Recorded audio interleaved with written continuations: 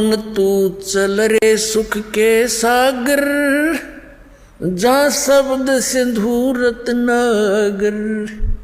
आदरणीय गरीबदास साहिब जी को परमात्मा सचखंड लेकर गए थे और फिर उनको वापस छोड़ा था, अपना गवाह बनाया था, उनको समझाया था बेटा ये काल के जाल में फंसे हुए हैं आपके सभी भाई बहन, और इनको समझाना है, ये ज्ञान मैंने तुझे दिया है, इसको प्रमाणित करके जाना।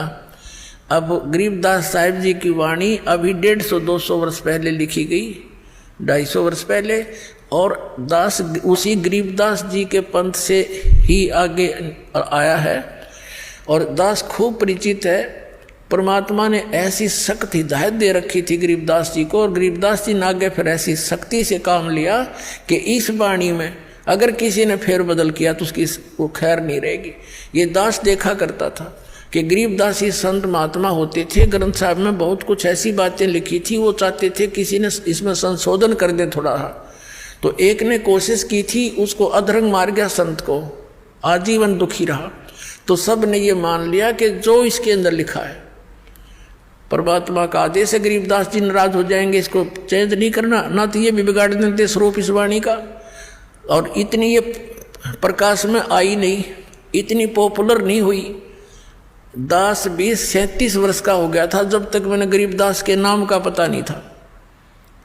जब 37 साल की उम्र में ये नाम प्राप्त हुआ सन 1988 में, तब गरीबदास नाम सुना था, और फिर वह जाने लगे जब वाणी सुनी थी या पढ़ने में आवे नहीं, इस प्रकार की अमरवाणी हमने कभी देखी ना, हमने तो हनुमान चालीसा पढ़े थे, ये सारी और तरह की वाणी।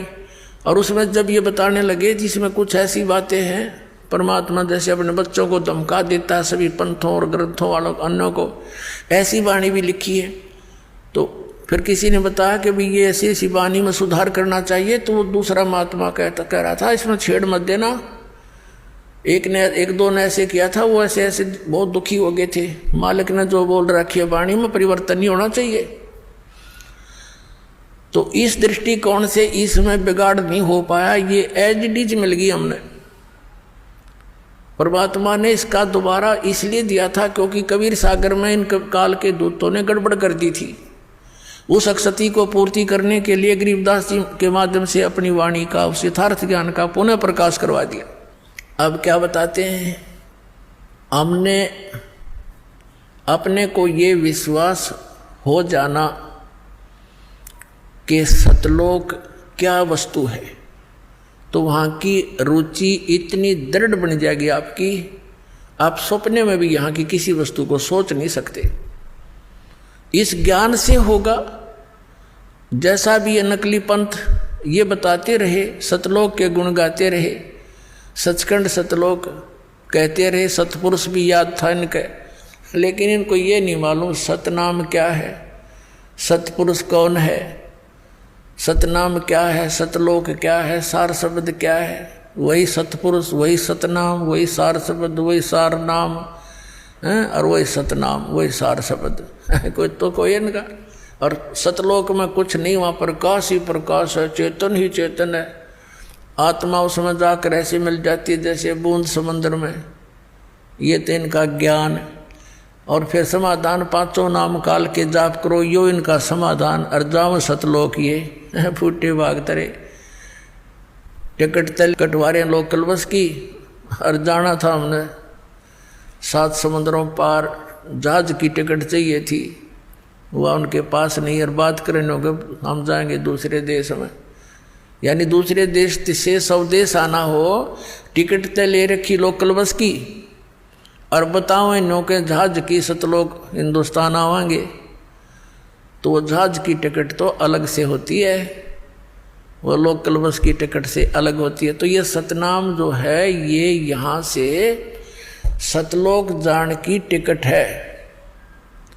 और सारनाम फिर इस पर उधर का पंच लग जाएगा, ले बात बन गई, फिर वहीं पहुंचेंगे हम सतलोक में। तो वहाँ ऐसी सृष्टि है जो यहाँ तो काल ने डुप्लीकेट बनवा रखा है, सारा मटेरियल नकली, 5 तत्व 3 गुण से ये नाशवान है सारा कुछ। यहाँ के सब भगवान, इनके देवता कृत्रिम, ये सब नाशवान है। और वहाँ सतलोक के अंदर अभी परमात्मा ने अभिज्ञान सुनाते हैं, जैसा कि श्रीमद् भगवत गीता अध्याय नंबर 7 के श्लोक 29 में कहा है कि तत्ब्रह्म को जानकर और सारे अध्यात्म ज्ञान से परिचित, सभी कर्मों से परिचित प्राणी केवल जरा और मरण से, जरा माने वृद्ध अवस्था बुढ़ापा, मरण माने मृत्यु से छूटने का प्रयत्न करते हैं, वे उस तत्ब्रह्म को जानते हैं। तत्ब्रह्म के विषय में अर्जुन ने 8वें अध्याय के प्रथम श्लोक में पूछा कि किम तत्ब्रह्म, वो तत्ब्रह्म कौन है, वो भगवान कौन है जिसको जानने के पश्चात प्राणी केवल जरा और मरण से छूटने का, बुढ़ापे और मृत्यु से छूटने का ही प्रयत्न करता है।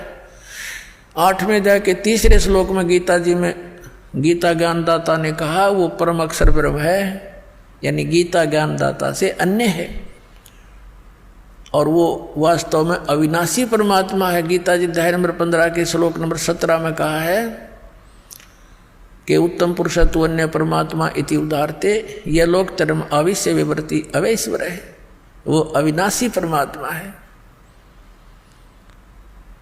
और बाकी ये सभी नाशवान है। गीता ज्ञानदाता स्वयं कहता, अर्जुन तेरे और मेरे बहुत जन्म हो चुके हैं। गीता जी अध्याय नंबर 4 के श्लोक नंबर 5 और 9 में, गीता जी अध्याय नंबर 2 के श्लोक 12 में, गीता अध्याय नंबर 10 के श्लोक नंबर 2 में ये स्पष्ट किया गीता ज्ञानदाता ने कि अर्जुन तेरे और मेरे बहुत जन्म हो चुके हैं, तू नहीं जानता मैं जानता हूँ।